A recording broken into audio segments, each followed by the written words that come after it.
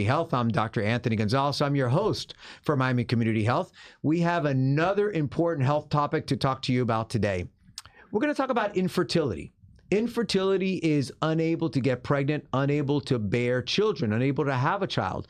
And I was in preparation for this meeting and this show, I was looking at some of the stats, and it's 17% of the adult population has infertility worldwide. 11% of women suffer from infertility, 9% of men.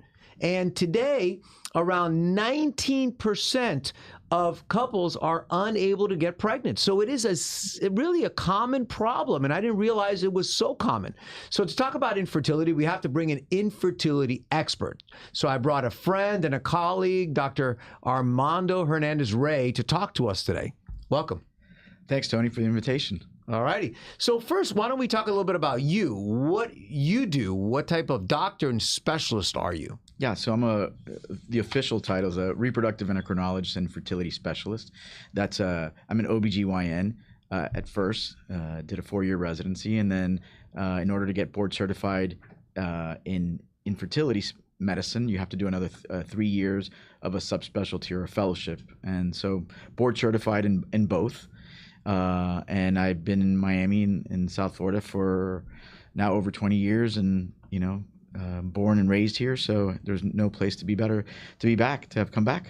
Wow. So obviously you're trying to help these women and couples. Yeah. And we're going to talk about that. You help the men and the women. We do. Yes. Right? Is that right? So very comprehensive care. Okay. And you help them try to get pregnant. And once they get pregnant, then you're done with them.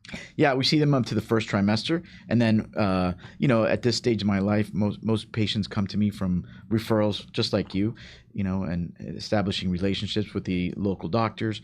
And so we refer them back to their OBGYN who referred them, or whoever that person may be. And have you seen in the last 20 years and 25 years that you've been involved in this, that the infertility treatments have changed? Absolutely. I mean, more than anything, the change has been an addition to, augmenting what we've been doing and perfecting it, honing our craft a little bit with not only better medications, better protocols, and the addition of genetics and technology in the laboratory has been incredibly helpful to increase our pregnancy rates, 2, 3, and 4-fold from when I was a fellow. Now, let's talk about infertility. Let's first just define what infertility is. Obviously, just trying to get pregnant for 1 month obviously is not infertility, right? So why don't we, for our audience, when should you start being worried? You got married, now you've already lived your beautiful married life, whatever the appropriate 5 years of before you have a child, and now you're trying to have kids. When, as a couple, are you starting to get worried that, hey, I have a problem with fertility? So the traditional definition has always been if the woman is less than 35, then if you've been trying for a solid year, that's when you should seek out the help or the consultation of a reproductive endocrinologist. If you're over 35, which is designated as advanced maternal age, then that number should only be 6 months. However, that is a definition that's been in play for over 40 years, right? But the world that we live in today, and one of the major reasons why infertility has increased so much is because age is the biggest factor that's implemented in these increasing rates of infertility. Age is the biggest factor, the most important factor. And so I think while we still hold on to those definitions, I think not only have we become an instant gratification society, I think you focused on, or you mentioned that, whatever your timeline is for enjoying your married life, dinks, if you will, is been shortened because people are waiting longer. They're focusing on their careers. Women are now in the workplace at an equal pace than men. And unfortunately, the biology was not designed to give yourselves 3-5 years when you're 35 years old and are now just getting married for the first time because you focused on that career. Now, we talked about age 35. When is it really not feasible to get pregnant? When should you start thinking about, hey, it's probably not feasible? Well, that's a there's a lot to unpack there.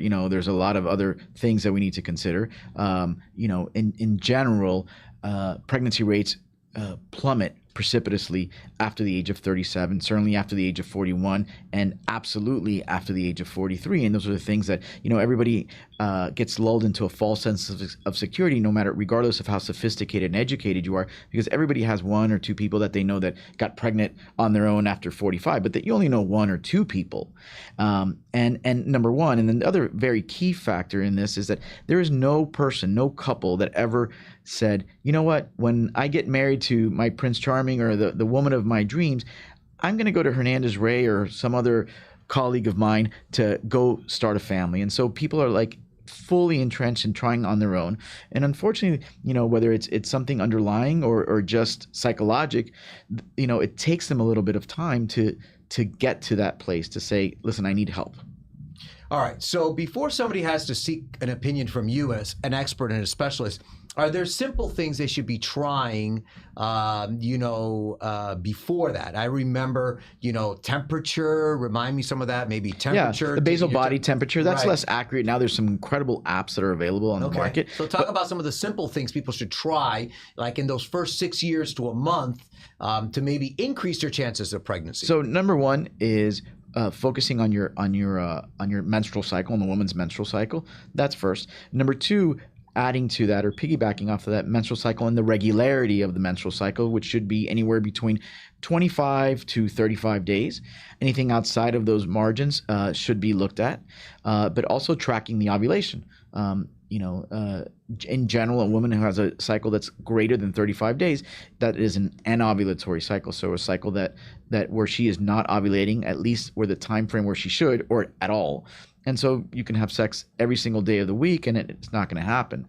And so adding to that cycle monitoring with apps or just with a calendar is ovulation kits, which are simple to obtain at your local CVS or Walgreens, even online, and monitoring that ovulation. And when that peak happens, and then that's where intercourse should happen, timed intercourse should happen the days following that peak surge, which is what tells you not that you're ovulating, but that you will ovulate within the next 24 to 36 hours. So it's all based on calendars and timing. Correct. And basal body temperature certainly helps.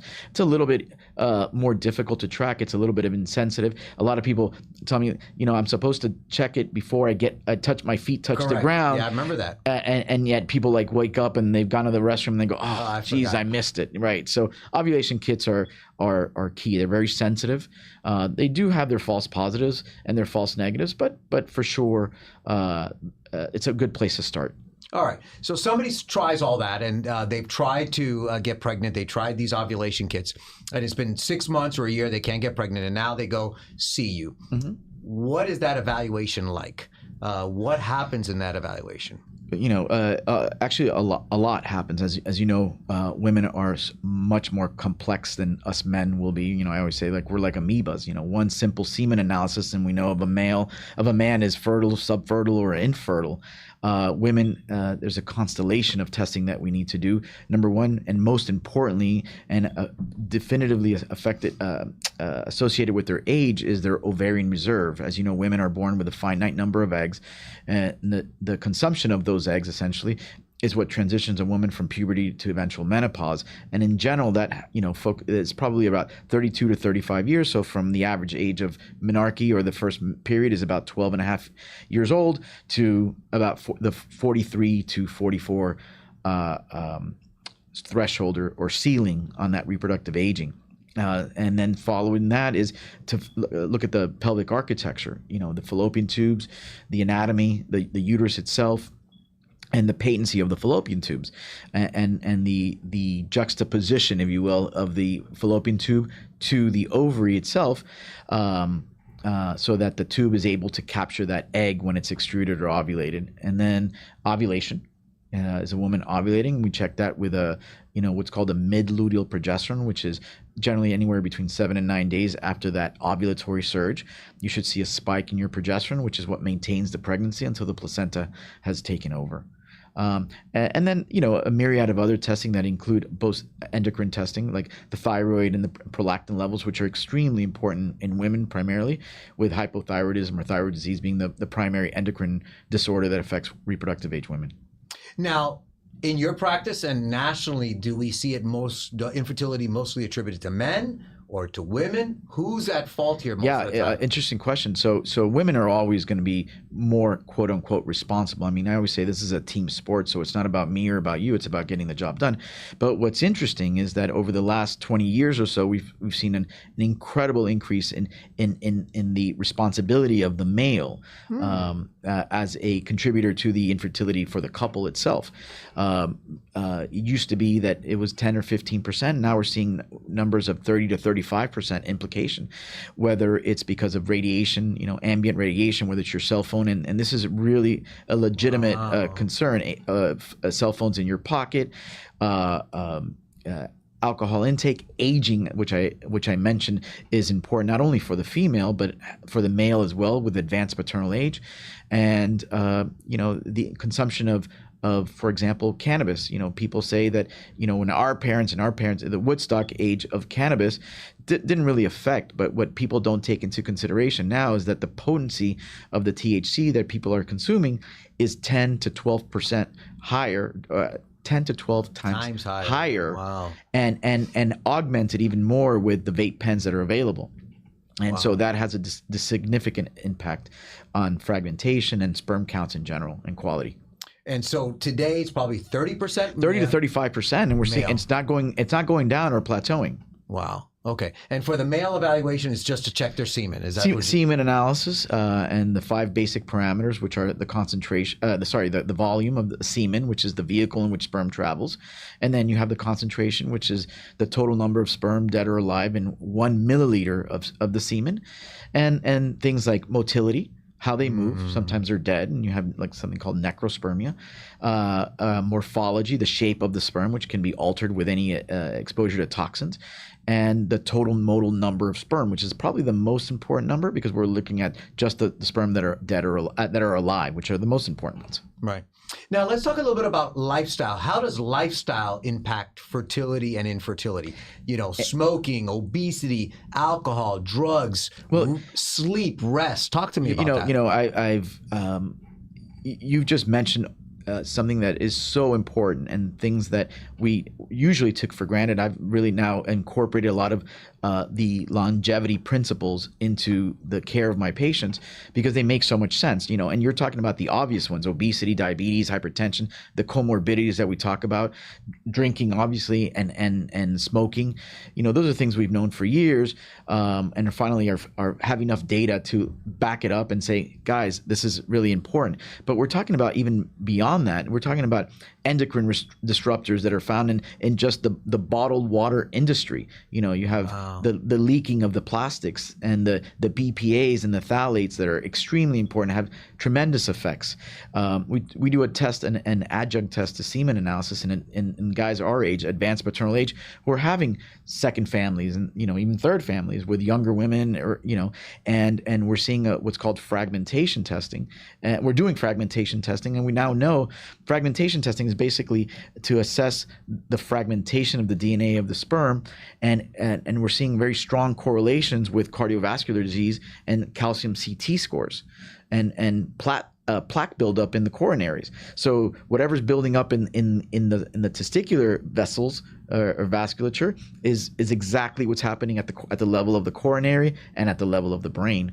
So it's all intertwined. Yeah. It's your whole body is being affected. It's not only your heart. Correct. And we'll go one step further. Even the gut microbiome, is like our second brain, and it's having a tremendous effect on everything, including fertility for both men and women.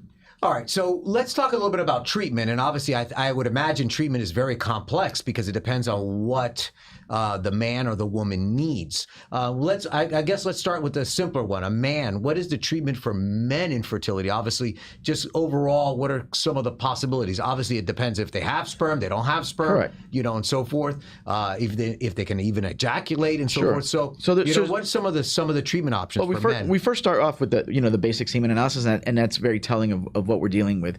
And you can have a pre-testicular, a testicular, and a post-testicular.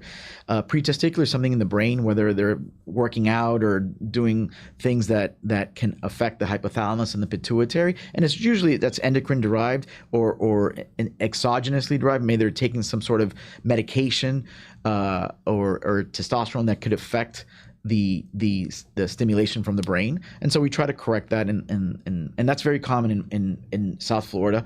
People are working out, looking out for their muscles and their shape and their vein, and a lot of these guys, these young men, start off very early with the use of exogenous testosterone to build muscle mass. And what we know now is that over time, not only does it become like a drug, like you need this and you can't get off of it, but it atrophies the testicle to a point where it no longer has lost the capacity to produce sperm. Wow. And sometimes in very severe cases that can be irreversible, and donor sperm is the only option.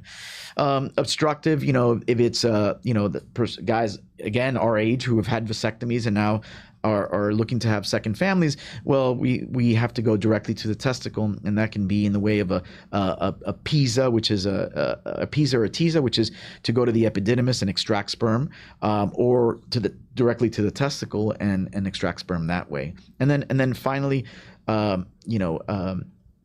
something that affects a testicle in terms of atrophy or other things that we manage, medically and not surgically. And in terms of the surgical aspects is, varicocelectomies are also a big problem, especially as men get older because they're doing weights, because of the Valsalva maneuvers. And so that has a significant impact when corrected on sperm production and quality. Oh, wow. Yeah. Okay. And then let's move on to the women, which obviously the problem is more common in women. And let's talk about some of the treatment options and go through, whether you start with medication, I would imagine, if that's appropriate. And then let's talk about all this in vitro fertilization and Okay. so forth. Well, so we can understand the whole picture. Obviously, depending on the situation, 30 years ago, 40 years ago, IVF results were very poor. And so we basically focused on ovulation induction with or without artificial insemination. And people are always intent, and I think less so now, but people are always intent on doing it the most natural way. And I totally get that. I completely understand that. So after we do an evaluation, and I alluded to the hysterosalpingogram as a means of identifying or evaluating the architecture of the female pelvis. And I don't need to tell you that endometriosis is has such a significant impact on that very thing. And not only altering the anatomy, but also infertility and inflammation and everything else that goes into the process of conception. So if it's surgical, one of the things that I'm very proud of is that as an old guy, I still love surgery. I was your medical student and interning with you when I was thinking about general surgery. I've always been very surgically inclined.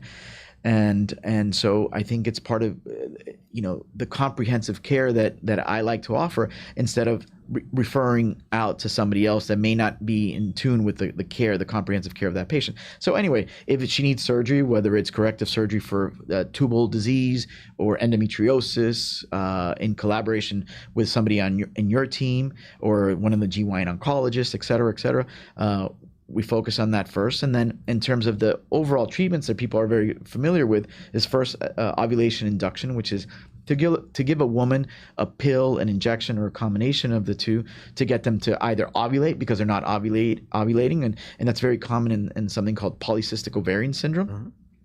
And then incorporate either timed intercourse, depending on the age of the couple, or the male factor that may be involved, or just go straight directly to to artificial insemination to assist and make the couple as a whole more efficient. Mm. And then finally, in vitro fertilization. The couple is beyond, depending on age, depending on the results of their testing, whether there's a very severe male factor or just diminished ovarian reserve or premature ovarian insufficiency, as now is the new term du jour, then we may need to embark on more aggressive therapy, and that's in the way of in vitro fertilization. Also depends on the age of the couple, right? If they're looking for their first kid, and she's 40, and it's most couples want more than one kid, and so while we still want to do the more natural approach, we need to be. You don't have the time.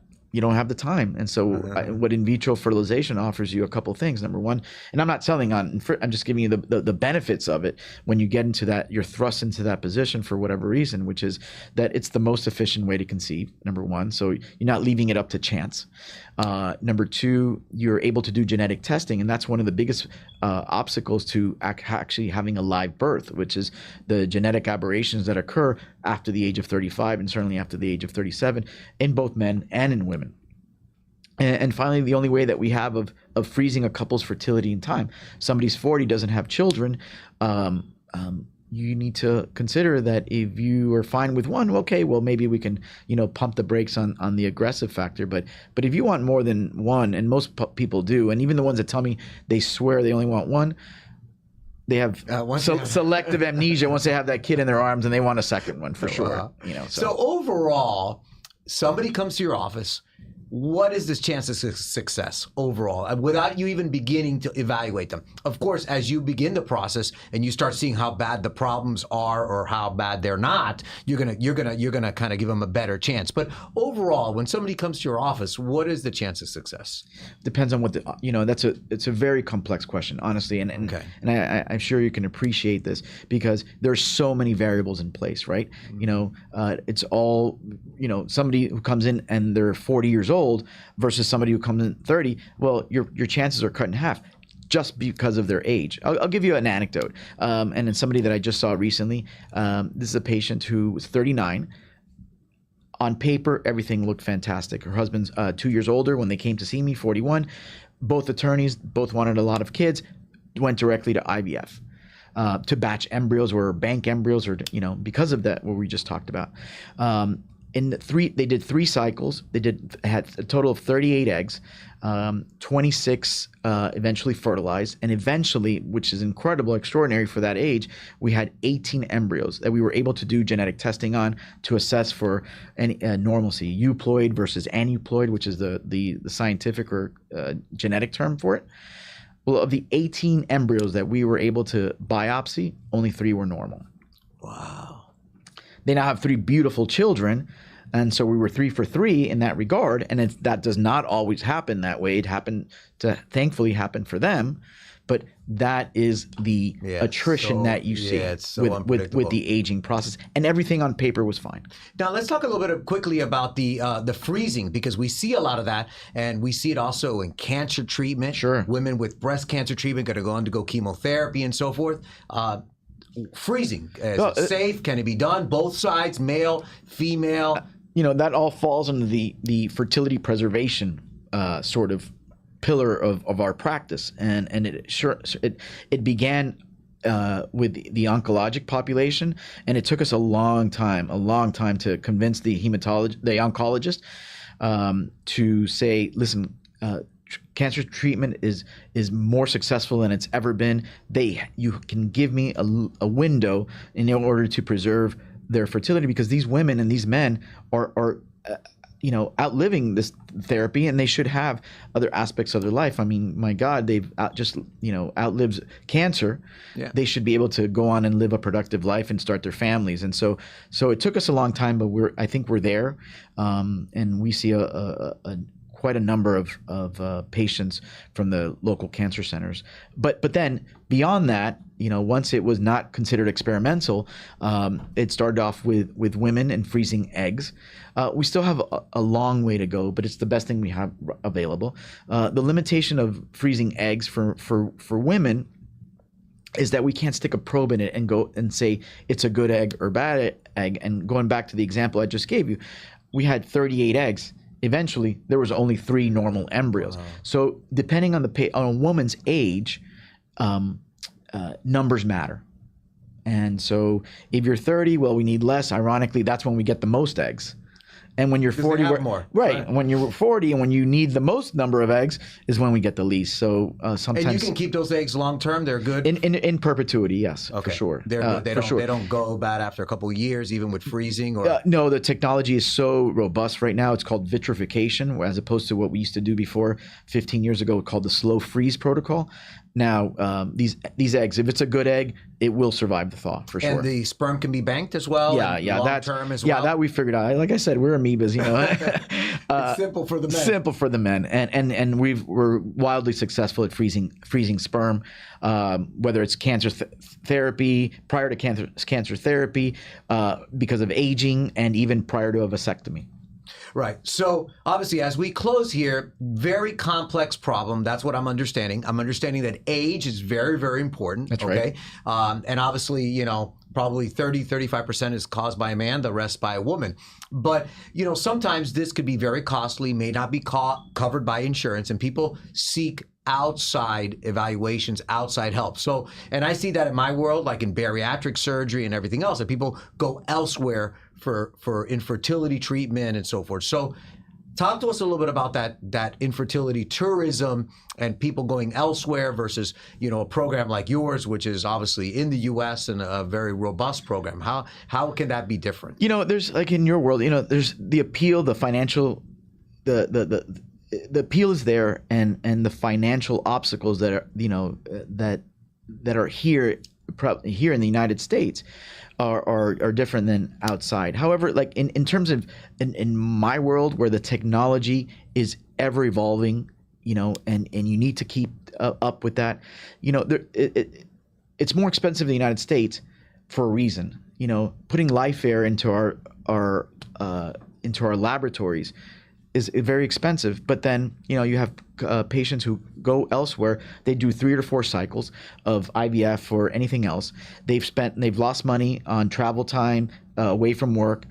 They do end up doing 3 or 4 cycles, and they come here, not just to me, but, you know, to a well-reputed practice here in the United States. And while they may have saved on the front end, they end up losing a lot on the back end, because they then come back here and have to leverage everything they have, because they really are intent on having a family, and then they get pregnant on the first try. And then, you know, it's a difficult situation. I don't blame them. But you have to understand what you're getting yourself into. The oversight that we have here in the United States with SART, ASRM, the CDC, the FDA is like nowhere else in the world.